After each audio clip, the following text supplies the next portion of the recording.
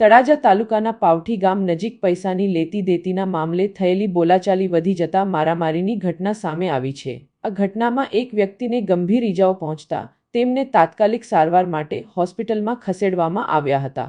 બનાવની પ્રાથમિક માહિતી મુજબ વિપુલભાઈ ફાફાભાઈ ઢાપા નામના વ્યક્તિ પીથલપુર તરફ ટ્રેક્ટર લઈ જઈ રહ્યા હતા ત્યારે પાવઠી ગામ નજીક અચાનક 3 થી 4 શખ્સોએ રોકીને બોલાચાલી કરીને મારામારી શરૂ કરી હતી। હુમલામાં તેમને ઈજા પહોંચતા પ્રથમ તળાજા સરકારી હોસ્પિટલમાં સારવાર માટે ખસેડાયા હતા, જ્યાંથી વધુ સારવાર માટે વિપુલભાઈને ભાવનગર રિફર કરવામાં આવ્યા હોવાનું જાણવા મળ્યું હતું।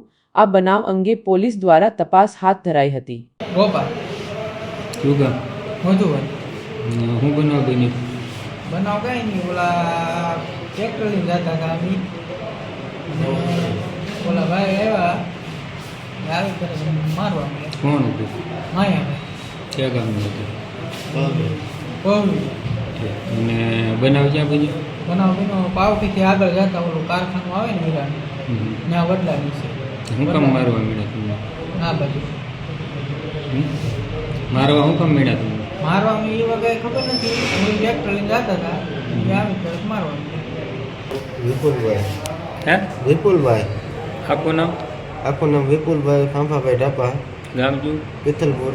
શું બનાવ બન્યો છે? હવે અમે નવું ટ્રેક્ટર દોરીને આવતા હતા ને, હવે માયાતા અમને હમા મળ્યા। મેં માયાતાનો ફોન લઈ લીધો અને કીધું પૈસા આપો, તો કે પૈસા નથી। તો ડ્રાઈવરને મેં મોબાઈલ આપી દીધો, ડ્રાઈવરને બધું લેતું હતા। તો ડ્રાઈવરને પાવઠી પકડી લીધો, ભાઈ ડ્રાઈવરને બધું મોબાઈલ આપી દે, આપણે પૈસા નથી જોતા। તો એ ડ્રાઈવરે મોબાઈલ આપી દીધો કે માયાતા અમે ભાગી એમ પહેલાં ભાગતા કે તમારે મોબાઈલ લઈ લીધો, આમ છે તેમ છે, હવે મારવો પડે, પેલા મારવા ન હોય એમ ચાલ તમને કંઈ કીધું એમ। તો એને ડ્રાઈવરને મારવા મળ્યા, ડ્રાઈવરને બધું ભાગી જા તો હું નીકળી જા। તો ડ્રાઈવર ભાગી ગયો, પછી હું રહો તો એ મને આવીને 2-3 જણા મારવા મળ્યા। એટલે મેં કીધું કે ભાઈ રાવજ તો મોબાઈલ આપી દો, અમે ચાલે કે તો એ આવીને મારવા મળ્યા। પછી રહેવાનું નહીં એટલે હું ભાગી ગયો। તો એને મારો હાથ ભાંગી નાખ્યો, પગ ભાંગી નાખ્યો, એક હાથ ભાંગી નાખ્યો ને વાહામાં ધોકા મારે અલગ।